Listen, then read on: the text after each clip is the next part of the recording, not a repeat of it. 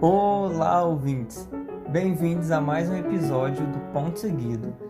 Nesse penúltimo episódio, nós vamos fazer uma revisão das características do gênero romance. Vamos apresentar técnicas para ajudar na escrita, como foco na coesão e na coerência, discutir um pouco a respeito de criatividade e, por fim, nós vamos lançar uma atividade para vocês. Vamos lá?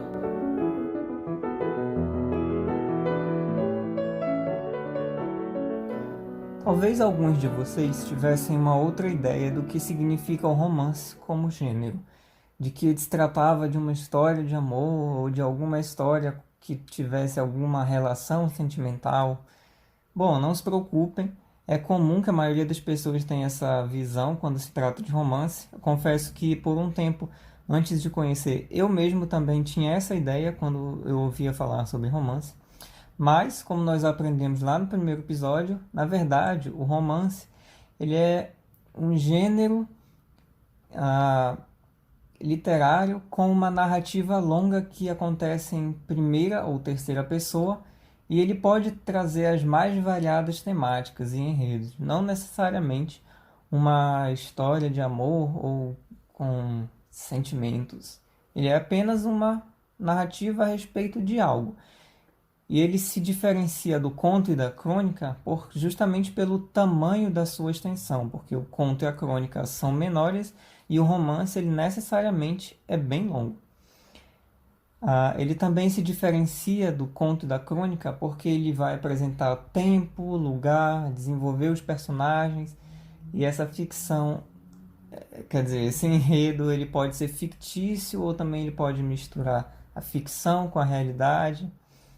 E por ser um gênero com tantas possibilidades, os leitores vão ser das mais variadas faixas etárias. E dependendo também da temática que a narrativa vai abordar, o romance vai se dividir em vários subgêneros, como vocês puderam acompanhar ao longo dos nossos episódios, como romance histórico, romance romântico, o romance policial, o romance realista, dentre muitos outros que existem. Bom, galera, agora nós vamos falar um pouco sobre algumas técnicas e dicas para você que, quem sabe, deseja se tornar um escritor de romance. Bom, a primeira dica é descobrir qual tipo de escritor você é. O primeiro ponto é identificar qual dos dois tipos de escritor você é. Existem aqueles escritores que preferem escrever todo o livro ou boa parte dele e só depois de escrito revisar, como é o caso do Stephen King. Esses escritores valorizam mais a quantidade do que a qualidade, e a escrita deles é livre e sem regras. Isso não quer dizer que o texto é ruim, muito pelo contrário, até porque, o King é a maior referência da literatura mundial no gênero suspense e terror. Isso quer dizer, na verdade, que devido à imensa qualidade desse tipo de texto, fica, digamos assim, fácil, entre aspas, escrever sem revisar. O outro tipo de escritor é aquele que escreve uma pequena parte.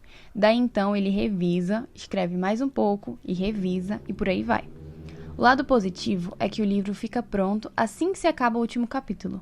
Porém, a escrita é menos fluida. A segunda dica é: o planejamento leva você à fluência. Sabe quando você decide fazer uma viagem de última hora? Tudo pode acontecer. Você pode comprar uma passagem aérea barata e acabar indo para um destino incrível ou sequer conseguir agendar um quarto de hotel. Escrever é como viajar. Quanto melhor você planejar o seu trajeto, menores serão os imprevistos.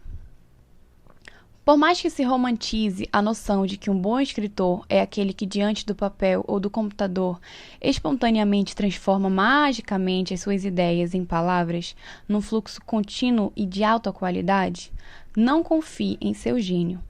Uma escrita assim pode ser muito terapêutica ou até mesmo traumática, no caso de quem sofre bloqueios, a gente sofre bloqueios, mas dificilmente resulta num bom romance.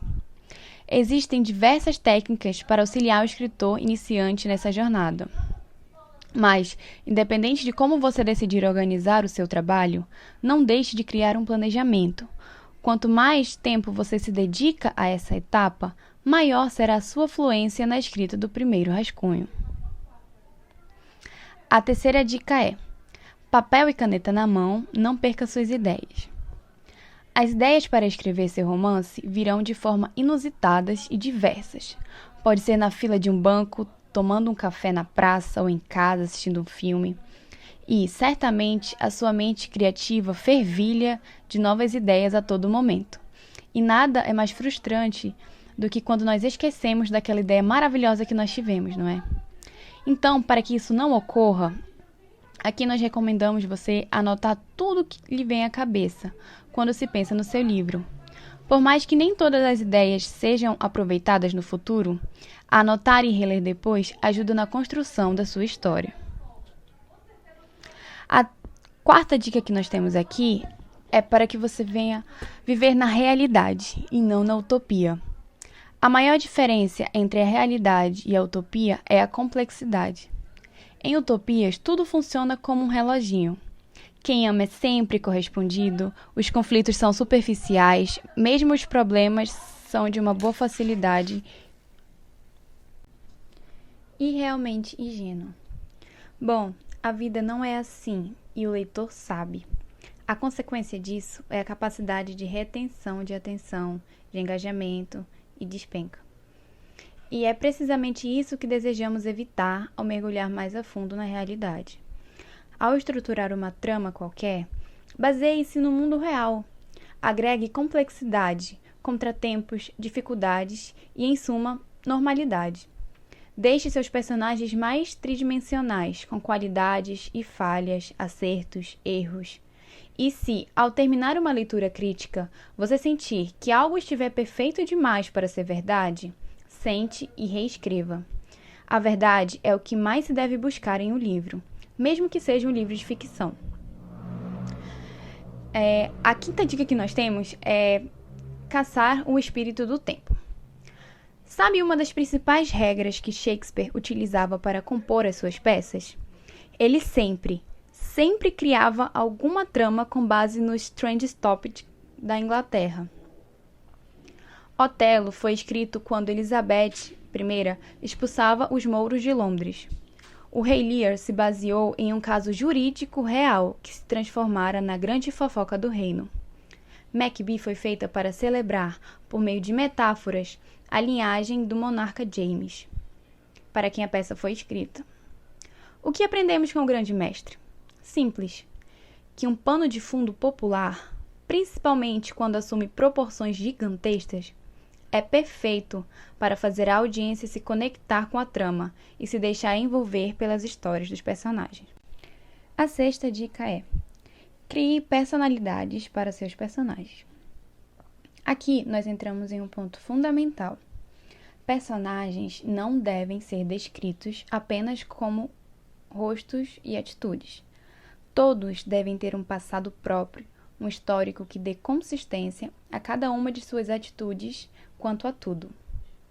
Não que você precise, claro, se alongar infinitamente nos detalhes da infância de um personagem secundário. A questão não é essa. Mas, na medida em que o personagem vai ganhando prioridade na história, a importância de fazer o leitor entender o seu passado vai ficando cada vez mais relevante. Somente assim, afinal, aquele senso de intimidade entre o leitor e o protagonista vai ganhando um espaço fundamental para que o engajamento com a história seja efetivamente construído. Quer uma dica sobre isso? Monte uma linha de tempo e um resumo da história de cada um dos seus personagens, antes de se alongar muito na trama. Pode ser que você nem utilize partes desse histórico, mas, no mínimo, ele servirá para garantir que você não coloque ações e palavras na boca de um personagem que dificilmente as executaria. A sétima dica é: inspire-se em grandes obras para construir o seu próprio estilo. Aqui nesse podcast, você ouviu recomendações de obras fantásticas de romance, tanto da literatura brasileira quanto da internacional. A dica é você ler alguma dessas obras e tirar como base para você criar o seu próprio estilo. Pois, apesar dessa narrativa ser de caráter universal, a técnica de se estruturar um romance envolvente certamente é bem mais individual. E por mais incríveis que sejam, em nada o platonicismo da obra Amor nos Tempos do Cólera, de Garcia Marques, sequer se assemelha com a distopia da obra Não Me Abandone Jamais, de Kazuo Ishiguro. E ainda assim, as duas são obras-primas indiscutíveis. A 8ª dica é uma dica de ouro. Cuidado com a coesão e a coerência. A coerência é quando existe um equilíbrio e unidade de ideias dentro do texto. Existe uma lógica que reúne todos os argumentos apresentados no texto para que a mensagem final faça sentido. E a harmonia pode ser considerada uma palavra-chave dessa coerência. A coesão pode ser referencial ou sequencial. A coesão referencial é utilizada para se referir a algo que já foi citado anteriormente. São sinônimos e outras palavras, como pronomes, por exemplo, usados para que não haja a repetição de palavras e, assim, de ideias. A coesão sequencial é feita pelas conjunções coordenadas e subordinadas adverbiais. Além dessas conjunções, existem também outras palavras que podem fazer as conexões entre frases, orações ou parágrafos, trazendo diversos sentidos, como de uma causa, de uma oposição, de uma conclusão e etc. A 9ª dica é: revise e corrija. Leia, releia e leia mais uma vez. As correções são fundamentais. A maioria dos textos possuem erros básicos de concordância ou gramaticais. Isso é um ponto que irrita os leitores. Não esqueça que seu trabalho é a palavra. Erros podem acontecer, até porque ninguém é perfeito, né?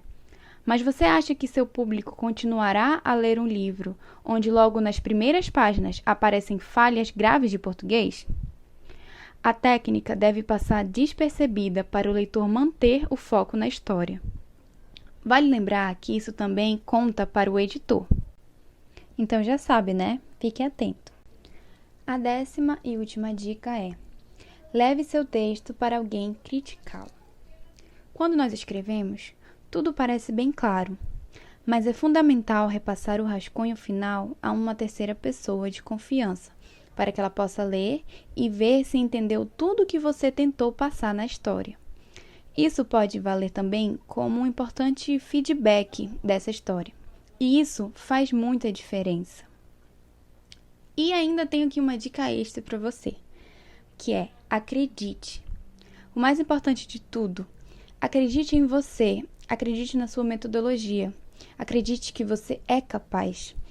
Afinal, o Steve Jobs não criou a Apple fazendo o que todos faziam, não é mesmo? Então é isso, galera. Um beijo pra vocês e boa sorte! Agora vamos falar um pouquinho sobre o processo criativo, turminha. Com certeza, em algum momento, vocês já se viram travados. Aquele famoso pane no sistema, alguém me desconfigurou na hora da escrita.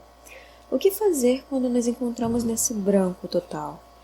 Ah, prof, mas eu nunca passei por isso. Ótimo, meu pequeno padawan, mas um dia pode passar por essa situação trágica. E aí, como reagir?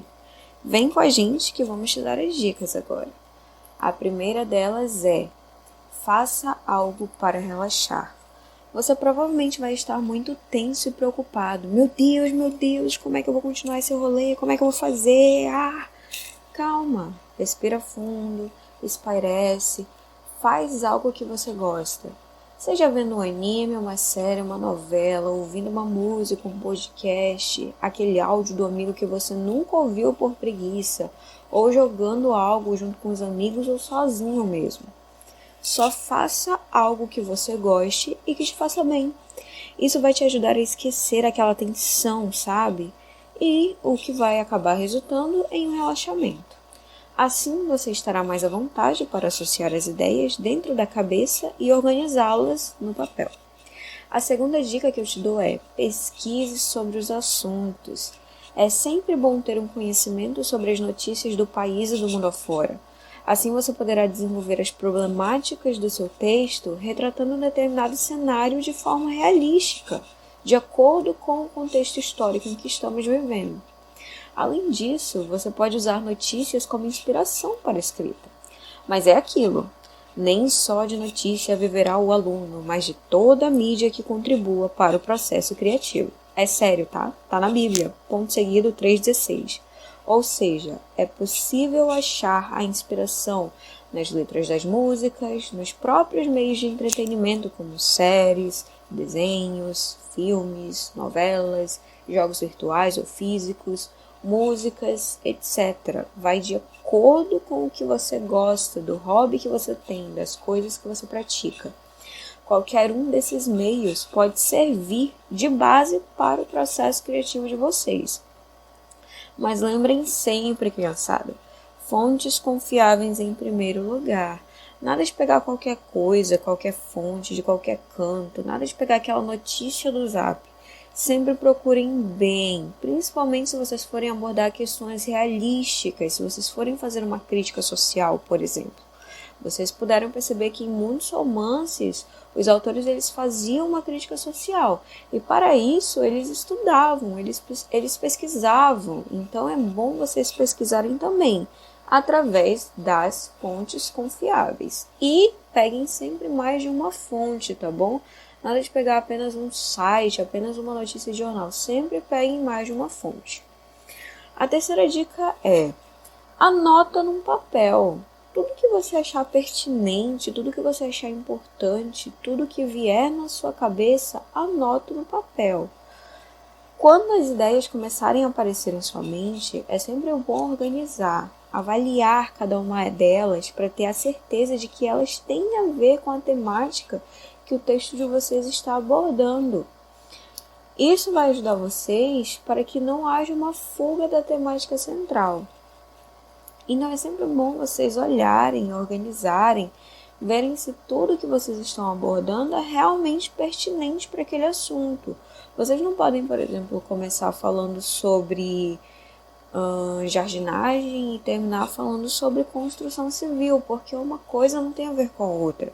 Então, faça um roteiro, faça um esqueleto, um esquema. Bom, a minha história vai se passar no período tal, vai ter como personagem principal fulano e ciclano, eles vão ter um relacionamento, eles não vão ter um relacionamento, eles vão se conhecer no início, eles vão se conhecer no final, e vai acontecer assim, assim, assim. É sempre bom organizar para que não haja uma fuga da temática central, tudo bem?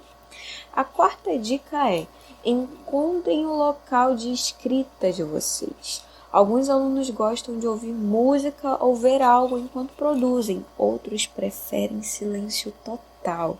Então, por isso, encontrem um lugar que possibilite a produção da escrita de vocês.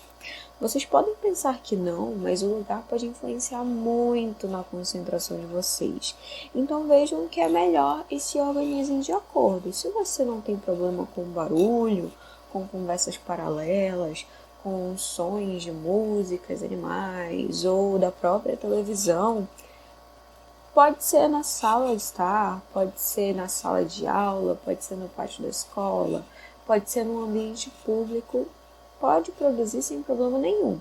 Agora, se você prefere um local silencioso, é bom analisar os horários, né?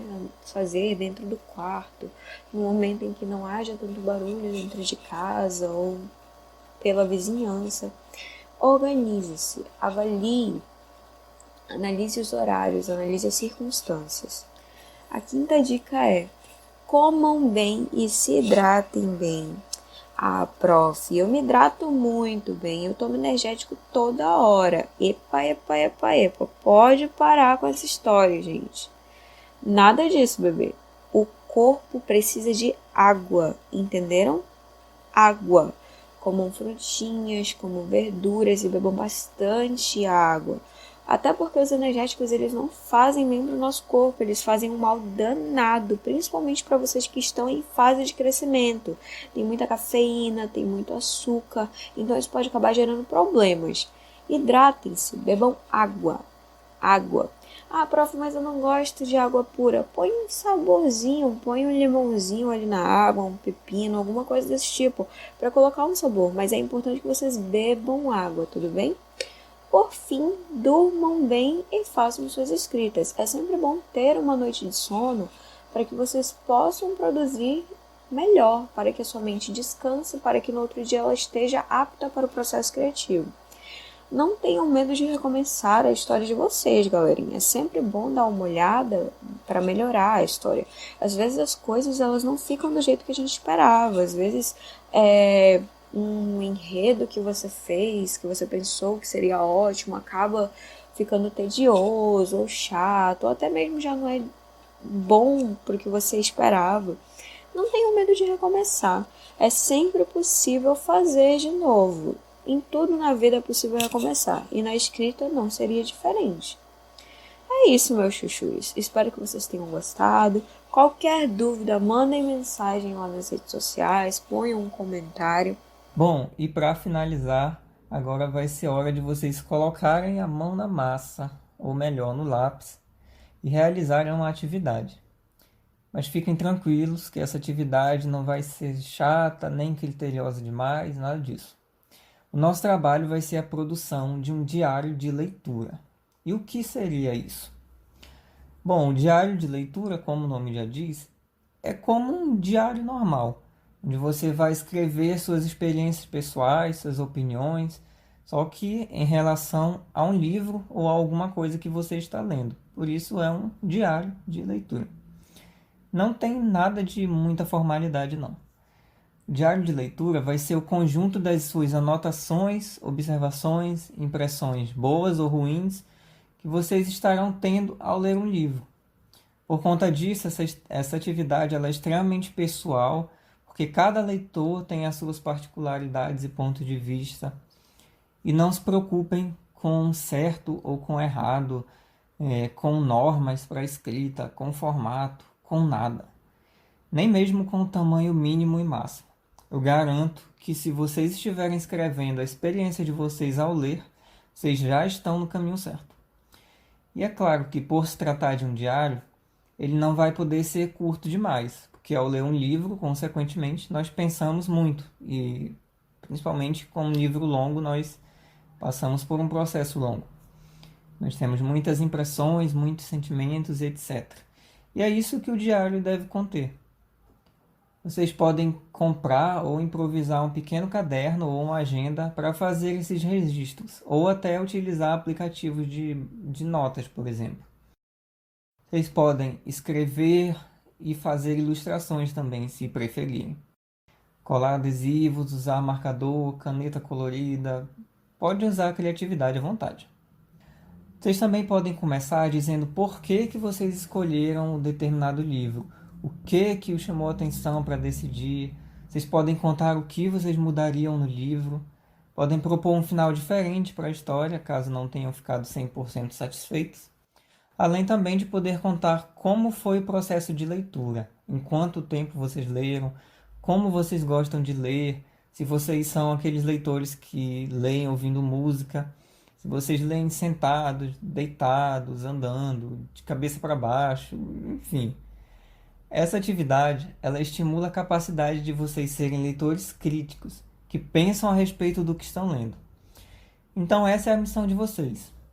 Nós recomendamos que vocês escolham algumas das obras apresentadas durante os nossos episódios, porque nós selecionamos apenas obras importantes e muito interessantes dentro do romance. Mas, caso vocês queiram escolher algo que não foi recomendado aqui, desde que seja um romance, não outro gênero, é claro, vocês podem ficar à vontade.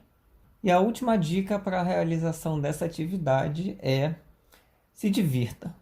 O diário de leitura é algo que você poderá incorporar na sua vida para outros momentos também. Não necessariamente uma atividade escolar, mas pessoal. Porque além de poder ler esse diário que você escreveu muitos anos depois, você também vai poder ver quanto você mudou como leitor, ver como você pensava, como você interpretava tal coisa. Enfim, ele é um registro da sua personalidade.